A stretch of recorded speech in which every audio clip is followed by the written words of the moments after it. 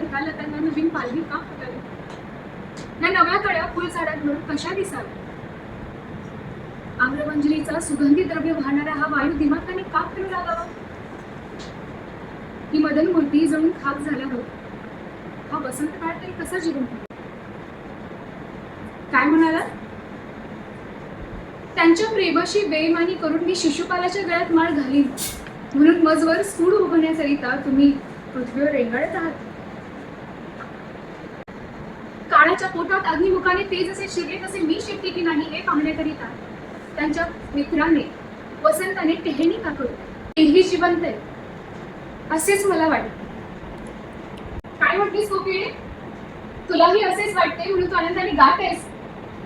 अगं तुझे हे गाणे मी आकाशवाणीत समजते. श्रीकृष्ण जिवंत आहे, जिवंत आहेत श्रीकृष्ण, जिवंत आहे. श्रीकृष्ण जळाला असे हे म्हणतात तरी कसे? श्रीकृष्ण इथे फुललेला मला दिसतोय.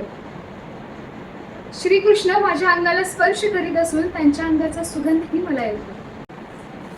मदनाहून यांची योग्यता अधिकच. मदन मनात उत्पन्न होतो, हे मनावर अधिकार चालवितात. फुलांनो, खुशाल फुला. श्रीकृष्णाच्या यशाच्या फैलाव्याशिवाय दुसरे कोणते कार्य तुम्ही फुलून करणार आहात? वायू खुशाल व्हा. श्रीकृष्णांच्या गुणाच्या द्रव्याशिवाय दुसरे कोणते द्रव्य तुझपाशी असणार आहे? कोकिळे खुशाल व्हा.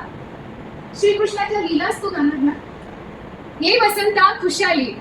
सर्व सृष्टी कृष्णमय झाली असून तूही कृष्णमय झाला असला पाहिजेस आणि श्रीकृष्णाच्या आनंदाचे वार्ता सांगणार असला पाहिजेस.